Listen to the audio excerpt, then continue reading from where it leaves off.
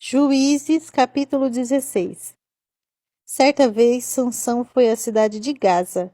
Lá conheceu uma prostituta e passou a noite com ela. Então comentou-se na cidade: Eis que Sansão veio para cá. Fizeram rondas e vigiaram a noite toda à porta de Gaza. Não se moveram durante toda a noite e descansaram argumentando: Esperemos até o romper do dia, então o mataremos. Sansão, porém, permaneceu deitado somente até o meio da noite. Então levantou-se, agarrou firme a porta da cidade com os 2 batentes e os arrancou com as trancas e tudo. Pôs toda a peça sob os ombros e carregou para o alto da colina que está em frente da cidade de Hebrom. Passados esses acontecimentos, Sansão se apaixonou por uma mulher do vale de Soreque, chamada Dalila. Então os governadores dos filisteus foram procurá-la e lhe propuseram: Seduz Sansão e descobre de onde vem a sua força extraordinária e com que meio poderíamos dominá-lo e amarrá-lo para então subjugarmos. Cada um de nós te dará 13 quilos de prata. E Dalila indagou a Sansão: Conta-me, pois, eu te rogo, de onde vem a tua maravilhosa força? E somente de que maneira poderias ser vencido e amarrado? Sansão explicou-lhe: Se me amarrassem com 7 tiras de couro novas, ainda úmidas, ficaria tão vulnerável quanto qualquer outro ser humano. Então os líderes dos filisteus trouxeram a Dalila 7 cordas de arco frescas, que não tinham sido ainda secadas, e ela usou-as para amarrá-lo. Ela havia escondido alguns homens no seu quarto e então gritou: Os filisteus vêm sobre ti, Sansão. Ele arrebentou as tiras de couro frescas como se fossem fios de estopa que se aproximam do fogo. E assim não se descobriu de onde vinha a sua poderosa força. Mais tarde, disse Dalila a Sansão: Zombaste de mim e me disseste mentiras.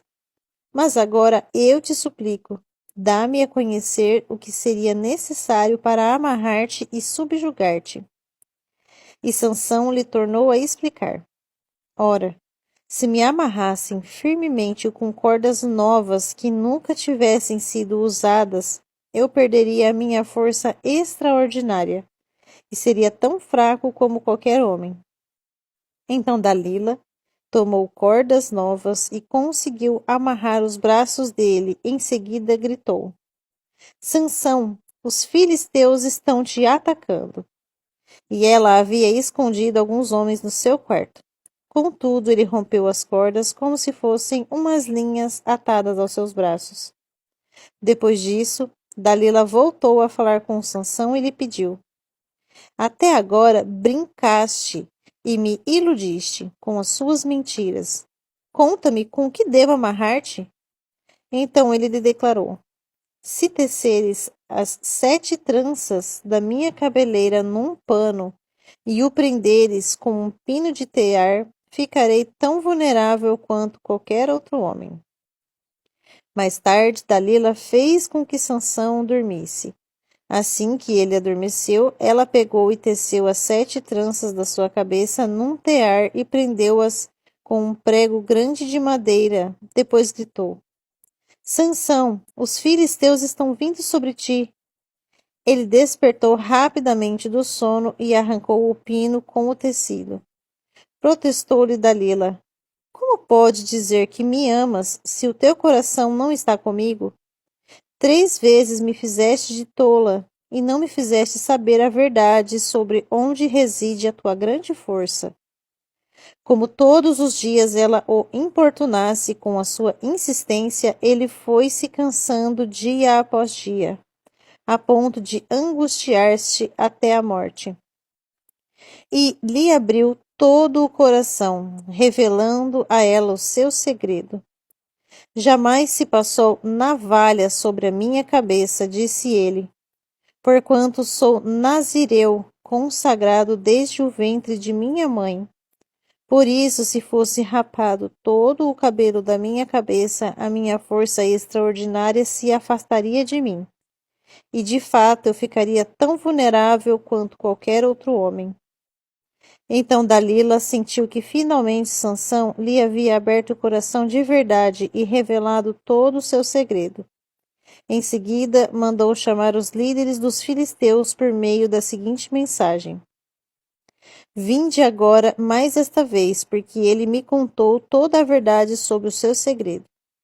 E os príncipes dos filisteus voltaram a ela, levando toda a prata prometida. Fazendo com que Sansão adormecesse no seu colo, ela chamou um homem para vir e rapar o cabelo dele e as 7 tranças da cabeça de Sansão. Depois o afligiu e, humilhando, viu suas forças se esvaírem. Então Dalila o chamou. Sansão, vê, os filisteus estão voltando. Acordando do sono, ele disse: Sairei e me livrarei deles como das outras vezes. Entretanto, ele não tinha notado que o Senhor já havia se retirado dele. Em seguida, os filisteus o prenderam, furaram-lhe os olhos e o levaram para Gaza. Amarraram-no com 2 algemas de bronze e o fizeram girar um moinho no cárcere. Mas o cabelo da sua cabeça começou a crescer rapidamente logo depois de rapado.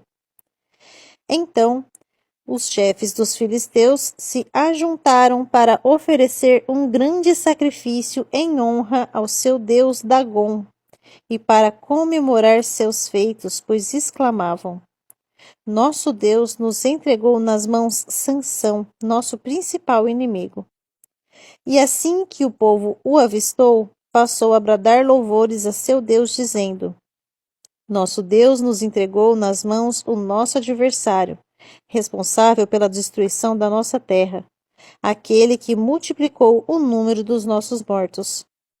Com o coração cheio de júbilo gritavam: Trazei-nos Sansão, para que possamos nos divertir com ele. E assim tiraram Sansão do cárcere, a fim de divertir todo o povo. Colocaram-no em pé entre as colunas do templo. Então Sansão pediu ao jovem que o guiava pela mão: Por favor, deixa-me apalpar as colunas em que se apoia o templo, pois preciso me encostar nelas. A casa de Dagom, o templo, estava repleto de homens e mulheres, e ali estavam reunidos todos os príncipes e líderes dos filisteus. Na galeria, havia cerca de 3.000 homens e mulheres se divertindo com a presença de Sansão humilhado.